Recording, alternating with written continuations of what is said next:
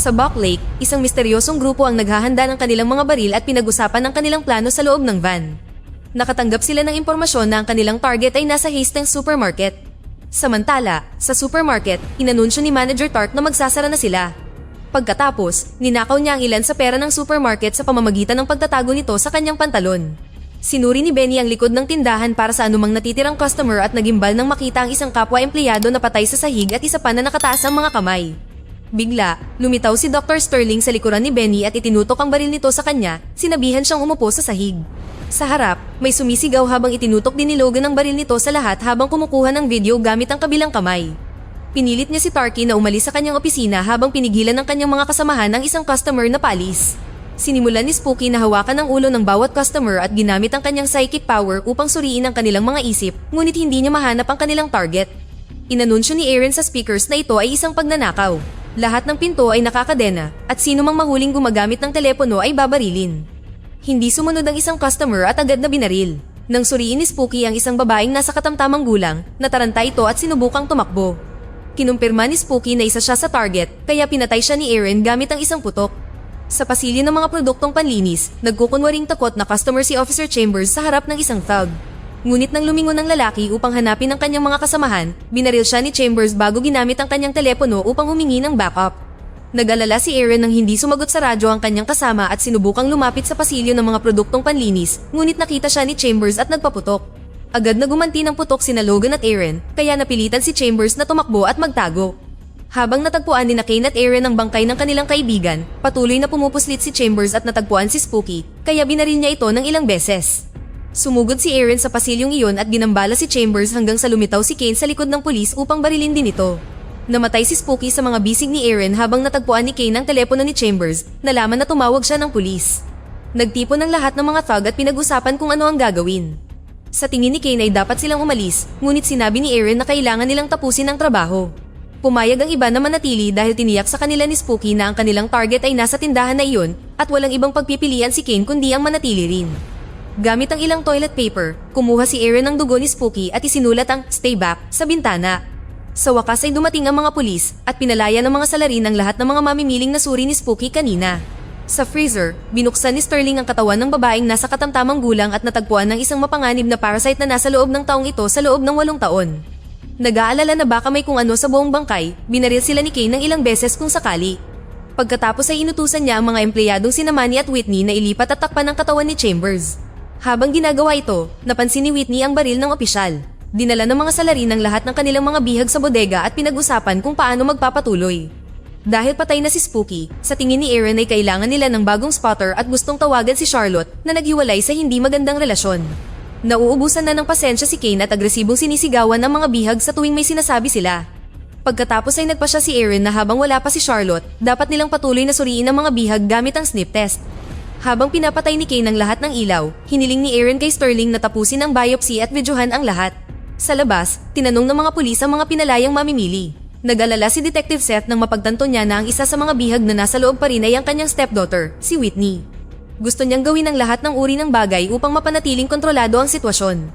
Kaya, kinailangang ipaalala sa kanya ni Officer Moody na hindi na siya nakatira sa lungsod. Sa maliit na bayan na ito, walang gaanong mapagkukunan ng mga pulis.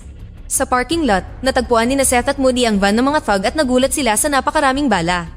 Mayroon ding camera at isang kahon na puno ng mga tape. Ang van ay nakarehistro kay Aaron, isang byudo na dating nagtatrabaho sa Jet Propulsion Laboratories. Sa tindahan, karamihan sa mga thug ay kumukuha ng lahat ng mga bagay na kakailanganin nila para sa pagsusuri.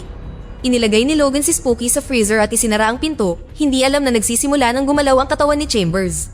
Dinalhan ni Kane ng gatas ang mga bihag at pinilit silang uminom ng marami, kahit na halos masuka ang isang babae. Nang maiwan sila, ikinwento ni Whitney sa grupo ang tungkol sa baril ni Chambers at sinabing maaari siyang makipagnegosasyon sa mga thug dahil natuto siya kay Seth. Di nagtagal, bumalik ang mga thug at ipinakilala ni Aaron ang mga bihag sa kanyang koponan. Ipinaliwanag niya na ang isa sa kanila ay nahawaan ng isang mapanganib na substance, kaya hahayaan nila silang umalis pagkatapos nilang matiyak na malinis sila. Si Spooky ang kanilang spotter, ibig sabihin siya lang ang nakakaalam kung sino ang nahawaan. Dahil wala na siya, napilitan silang gumamit ng alternatibong pagsusuri na kinabibilangan ng gatas na binabago ang kanilang acidity upang magdulot ng reaction sa taong nahawaan. Dinala si Tarky sa ibang silid at pinilit na isulat ang kanyang pangalan sa takip ng garapon. Bumalik si Sterling pagkatapos magsagawa ng biopsy at ipinaliwanag na ang mga specimen na ito ay doble ang laki kaysa sa anumang nakita nila. Lahat sila ay babae at fertile. Pagkatapos ay sinimulan ni Aaron na tanungin si Tarky tungkol sa kanyang pribadong buhay at inutusan siyang tumingin sa kanyang kamay. Gayunpaman, napansin pa rin ni Tarky si Sterling na naghahanda ng kutsilyo para hiwain ang kanyang daliri at siya ay nataranta. Agad na itinutok sa kanya ng mga thug ang kanilang mga baril at nagalok si Tarky na babayaran sila para sa kanyang kalayaan habang kinukuha niya ang pera mula sa kanyang pantalon. Walang pakialam ang koponan sa pera at pinilit si Tarky na umupo. Sa bodega, narinig ni Kane ang lahat ng hiyawan at umalis upang mag-imbestiga. Inihayag ni Manny na mayroon siyang box cutter at ginamit ito para putulin ang tape sa kanyang mga kamay. Pinag-usapan ng grupo kung ano ang susunod na gagawin at binanggit ng isang guro na mahusay siyang taga-baril. Kaya, sinabi sa kanya ni Benny ang shortcut papunta sa freezer at ibinigay sa kanila ni Manny ang box cutter. Pagbalik ni Kane, hiniling ni Manny na pumunta sa banyo, ngunit sinabihan siya ni Kane na umihi sa bodega. Sa sandaling iyon, sa wakas ay nagawa ni Seth na tawagan ng supermarket at sinagot ni Aaron ang telepono. Sinubukan siyang takutin ni Seth sa pamamagitan ng pagbanggit sa kanyang kasaysayan at sa anak niyang babae, ngunit hiniling lang ni Aaron na dalhin si Charlotte na naaresto dahil sa droga 2 linggo na ang nakalilipas. Pagkatapos, ibinigay ni Aaron kay Seth ang kanyang personal number at ibinaba ang telepono. Sunod, pinigilan ng mga thug si Tarky at pinutol ni Sterling ang kanyang hinliliit. Narinig ng mga hostage ang sigaw niya, ngunit sinabihan sila ni Kane na tumahimik. Inilagay ang daliri sa garapon na may yelo at naghintay sila ng 2 minuto para sa reaksyon. Dahil walang nangyari, ibig sabihin ay ligtas na si Tarky. Samantala, pinanood ni Seth ang mga tape na kanilang natagpuan sa van. Nagsasalita si Sterling tungkol sa alien organism na nagmula sa isang bulalakaw at nangangailangan ng init upang mabuhay. Ang tanging paraan upang patayin ito ay patigasin sa yelo, ngunit kahit na iyon ay maaaring tumagal ng ilang oras. Ginambala ni Moody si Seth upang ibigay sa kanya ang profile ni Charlotte na nagsasabing siya ay addict sa maraming substance. Dumating din ang profile ni Aaron at nalaman nila na umalis siya sa kanyang trabaho sa laboratorio matapos siyang mapawalang sala sa hindi sinasadyang pagpatay. Ang iba pang mga thug ay dating nagtatrabaho rin sa lab na iyon at huminto noong umalis si Aaron. Nagsimula sila ng isang uri ng lihim na samahan at bumili ng maraming baril. Ang iba pang mga empleyado ng lab ay patay na lahat. Pagkatapos ay patuloy na pinanood ni Seth ang mga tape. Ipinapakita nito ang koponan na tumatakbo palabas ng gusali habang ang isang nilalang ay umuungal sa harap ng kamera. Maraming putok ng baril at may isang taong namatay dahil sa hindi sapat na bilis ng pagtakbo. Samantala, isang pulis ang sumundo kay Charlotte mula sa kulungan at tinanong siya kung bakit sila nagkahiwalay ni Aaron. Ipinaliwanag niya na hindi niya ito natulungan, ngunit hindi sinabi kung paano. Habang nakatutok ang pulis sa kalsada, nagawa ni Charlotte na tanggalin ang posas gamit ang nabali na pulso. Sa silid ng bodega, pinuto ng guro ang tape. Sa sandaling iyon, ibinalik si Tarky na nasa garapon ng daliri. Gusto nilang subukan si Whitney, kaya sinabi niya sa kanila na siya ay anak ng isang detective. Walang pakialam ang mga thug at sinubukan pa rin siyang kunin, ngunit nagboluntaryo si Benny na mauna. Dinala nila siya sa kabilang silid at mabilis na pinutol ang kanyang hinliliit.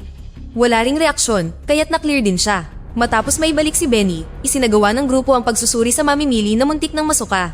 Matapos nilang putulin ang kanyang daliri, nagsimula siyang makaramdam ng matinding pagkahilo. Habang naghihintay ng 2 minuto, nagtalo sina Sterling at Aaron tungkol kay Charlotte dahil ang pagkagumon nito ay naging sanhi ng kanyang mga pagkakamali at may mga inosenteng tao na namatay. Ginambala sila ni Logan, napansin niya na tumutubo muli ang daliri ng babae. Bigla, tumili ang babae at niyanig ang buong gusali. Sa freezer, nagmutate ang katawan ni Chambers. Inatake ng babae ang mga bumihag sa kanya, dahilan para tumalsik sila sa kabilang panig ng silid. Habang lumalakas ang matinis na tili na naririnig kahit ng mga pulis sa labas, sinubukan siyang pigilan ng koponan at inatake sila ng ilang beses. Pagkatapos ng ilang pakikipagpunyagi, nagawa nilang mahawakan siya at sinaksak siya ni Aaron sa leeg mula sa likuran. Ngayon, makakagawa na muli ng biopsy si Sterling. Nag-aalala si Kane para sa kanyang mga kaibigan, kaya sumugod siya upang tingnan ang kanilang kalagayan. Ginamit ng guro ang pagkakataong makatakas matapos niyang ihulog ang cutter para kay Benny. Mabilis siyang nakarating sa freezer at tiningnan ng ilang bangkay hanggang sa matagpuan niya ang baril. Nang palabas na siya, aksidente niyang nabangga ang laman at nagulat siya kaya binaril niya ito. Dahil sa ingay, nagising si Chambers at brutal na inatake ang guro. Narinig din ng koponan at ng mga pulis ang putok ng baril. Sina Kane at Logan ay nagtungo upang siyasatin ang silid ng bodega habang si Aaron ay nakatanggap ng tawag mula kay Seth na nangakong darating si Charlotte sa lalong madaling panahon. Tiniyak ni Aaron sa kanya na maayos si Whitney, ngunit magiging malala ang sitwasyon kung hindi darating si Charlotte sa loob ng 10 minuto. Sa silid ng bodega, napagtanto ni na Logan at Kane na wala na ang guro. Nagbanta si Kane na babarilin si Whitney, kaya sinabi ni Benny sa kanila na pumunta ang guro sa freezer. Agad na tumungo ang dalawa doon at nakita ang guro na duguan sa sahig. Biglang gumalaw ang guro, kaya mabilis siyang binaril ni Kane sa ulo, sinabing hindi rin siya makakaligtas. Pagkatapos, nakarinig sila ng ingay at napansin ng isang bagay na gumagalaw sa dilim. Lumitaw ang mutated na Chambers na may malakas na ungol, kaya nagpaputok sina Logan at Kane. Sa labas, sa wakas ay ibinaba ng pulis si Charlotte na casual na ibinalik sa kanya ang posas. Tinawagan ni Seth si Aaron para ipaalam sa kanya, ngunit narinig ni Aaron ang mga putok ng baril, kaya sinabihan niya itong tumawag mamaya. Nang humingi ng paliwanag si Seth kay Charlotte, humingi ito ng substance bilang kapalit. Sa tindahan, sinubukan ni Aaron na tawagan ng kanyang mga kaibigan ngunit walang nangyari. Habang nananatili si Sterling kasama ang mga bihag, tumakbo si Aaron papunta sa refrigerator at natagpuan si Kane na sugatan sa sahig. Ipinaliwanag ni Kane na patay na si Logan. Si Chambers ang hari ng mga alien at siya ay nakagat sa labanan, kaya siya ay nahawa. Pagkatapos magpaalam ni Kane, pinatay siya ni Aaron gamit ang isang bala. Nabunyag na kinailangan din niyang gawin iyon para sa kanyang asawa. Pagkatapos ay nagmadali siyang bumalik sa bodega at binigyan ng update si Sterling, hiniling dito na protektahan ng mga bihag habang hinahanap niya ang kalaban. Samantala, kinakalagad ni Chambers ang katawan ni Logan sa supermarket. Sa parking lot, kinausap ni Seth si Charlotte sa pamamagitan ng pagbibigay sa kanya ng gamot ng isang opisyal, ngunit nahihirapan siyang maniwala na totoo ang mga alien. Bigla, nakarinig sila ng tili at muling niyanig ang buong gusali. Kaya, sinabi ni Charlotte na iyon ang patunay. Pagkatapos ay tinapos niya ang kanyang kwento. Dati siyang nahawaan ng mga alien, ngunit salamat sa lahat ng mga substance na ininom niya dahil sa kanyang pagkalulong, hindi nagtagal ang impeksyon. Dahil din sa pakikipag-ugnayang ito sa mga alien, nagkaroon siya ng kakayahang maramdaman ang mga ito. Gayunpaman, nangangahulugan din ito na kailangan niyang patuloy na uminom upang maiwasan ang pagsakop sa kanya ng mga alien. Sa silid ng bodega, pinutol din ni Whitney ang kanyang tape. Pagkatapos, ginambala ni Benny si Sterling at sinunggaban siya ni Manny mula sa likuran. Nagpunyagi sila sa sahig hanggang sa kagatin ni Manny ang kanyang kamay at ninakaw ang baril. Sa pangunahing lugar ng supermarket, natagpuan ni Aaron ang katawan ni Logan at binaril siya kung sakaling siya ay nahawaan. Bigla, lumitaw si Chambers sa likuran niya, kaya tumakbo pabalik si Aaron sa silid ng bodega. Di nagtagal, lumitaw din si Chambers at hinampas si Manny upang ihagis siya pabalik. Agad na nagpaputok si Aaron, dahilan upang tumakbo palayo si Chambers dala ang katawan ni Manny. Nang marinig ang lahat ng putok, patuloy na tinawagan ni Seth si Aaron, ngunit hindi niya sinagot. Gusto ni Seth na papasukin ang kanyang tauhan, at sinabi ni Charlotte na masamang ideya iyon dahil mamamatay lamang ang lahat. Sa silid ng bodega, kinuha ni Benny ang baril ni Manny at itinutok ito kay Aaron. Hindi pinansin si Whitney nang sabihin nitong dapat silang umalis na lang. Hiniling ni Aaron na magtiwala siya sa kanya, kaya ipinaalala sa kanya ng galit na si Benny na pinutol nila ang kanyang daliri. Itinaas ni Sterling ang kanyang kamay upang ipakita na nawalan din siya ng isang daliri at naibalik ito na sinasabing kailangan ito. Pagkatapos ay ipinaliwanag ni Aaron na ang kanyang koponan ay pumunta sa lokasyon na ito upang hanapin ang hari ng mga alien dahil sa pamamagitan ng pagpatay sa kanya, ang mga babaeng alien ay hindi na makakapagparami at ang mga alien ay malilipol. Patuloy na tumatawag si Seth, kaya sinabi ni Aaron kay Benny na sa pamamagitan ni Charlotte, magagawa nila ito sa loob lamang ng 10 minuto.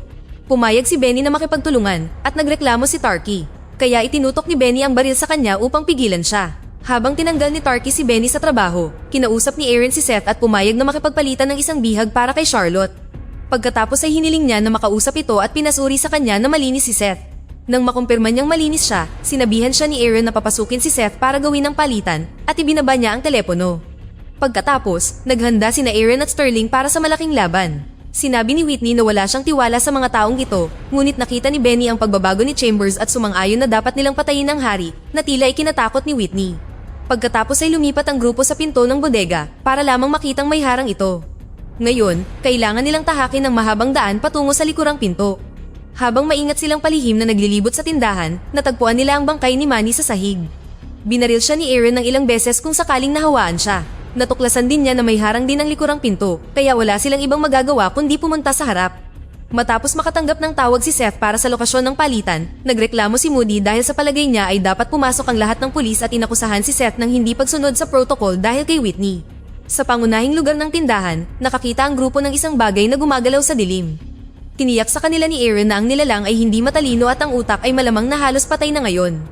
Nang malapit na sila sa pinto, narinig nila ang ungol ng halimaw at nagmamadaling nagtago. Nabitawan ni Tarky ang garapon na may daliri niya at nagpas siyang bumalik para kunin ito. Agad na ginamit ni Chambers ang pagkakataon para sunggaban siya at patayin sa dilim. Inihatid ni Sterling sina Benny at Whitney sa opisina ng manager habang si Aaron ay nakarating sa pintuan. Pinapasok niya sina Charlotte at Seth at ang mga lalaki ay nakatutok ang mga baril sa isa't isa. Ipinaliwanag ni Aaron na patay na ang bihag na balak niyang ipagpalit at kailangan niya ang tulong ni Seth para matapos ito. Kaya, Pumayag ang detective na makipagtulungan habang ikinandado muli ni Charlotte ang pinto. Nararamdaman na niya ang alien sa silid at sinabing napakalakas nito. Bigla, nakarinig sila ng ilang putok ng baril at bumalik si Sterling. Ipinaliwanag niya na 6 na beses niyang binaril si Chambers ngunit walang nangyari. Nang tumakbo si Chambers sa pasilyo, sabay-sabay na nagpaputok ang lahat at hindi pa rin nila ito napatay. Naramdaman ni Charlotte na may hinahanap si Chambers, kaya nagtungo si Seth sa opisina ng manager habang ang iba ay nagpaplano ng panggambala. Samantala, sinabi ni Benny kay Whitney na guguluhin niya ang atensyon ng nilalang habang tumatakas siya, ngunit tumanggi si Whitney na umalis nang wala siya. Mabuti na lang at nauna silang natagpuan ni Seth at tumakbo si Whitney para yakapin ito. Habang ginagamit ni Charlotte ang kanyang kapangyarihan para makuha ang atensyon ni Chambers, dinala ni Seth ang dalawa sa pintuan. Pagbukas niya nito, pinapasok ni Moody ang kanyang mga tauhan, hindi pinansin ang utos ni Seth. Isang matinis na tili ang umalingaw-ngaw sa lugar habang pinalilibutan ng mga pulis ang grupo. Sa sandaling iyon, sinunggaban ni Chambers si Aaron at inihagis ito ng ilang beses bago sinimulang bugbugin. Hindi mabaril ng mga pulis ang halimaw nang hindi nasasaktan si Aaron, kaya pinaputok ni Seth ang kanyang baril sa ere para makuha ang atensyon ni Chambers. Nang lumingon ang nilalang para humiyaw sa mga pulis, sinaksak siya ni Aaron sa leeg mula sa likuran. Matapos maghiwa ng sapat para makagawa ng butas, hinugot ni Aaron ang isang nakakatakot na alien mula sa katawan ni Chambers. Maliit ang nilalang, ngunit sapat ang lakas para itumba si Aaron. Nagpunyagi sila sa sahig at alam ni Aaron na hindi niya ito matatalo, kaya hiniling niya kay Seth na barilin ito. Nagpaputok ang lahat ng pulis at mabilis na namatay ang alien. Ngunit sa kasamaang palad, malubhang nasugatan din si Seth.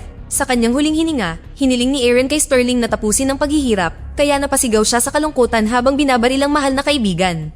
Pagkatapos, inaresto ni Seth si Sterling na iginiit na mayroon pa ring mga babaeng alien na malaya. Ipinaliwanag ni Seth na sinusunod niya ang mga patakaran at gagawin niya ang kanyang makakaya upang patunayan ang kwento nito sa batas. Sinuri ni Charlotte ang katawan ng alien at nataranta ng mapagtanto niyang hindi pala ito ang hari na isinigaw niya sa radyo para bigyan ng babala ang lahat. Sa loob ng sasakyan ng pulis, narinig din ni Benny ang mensahe at napagtanto niyang si Whitney lang ang hindi nasuri.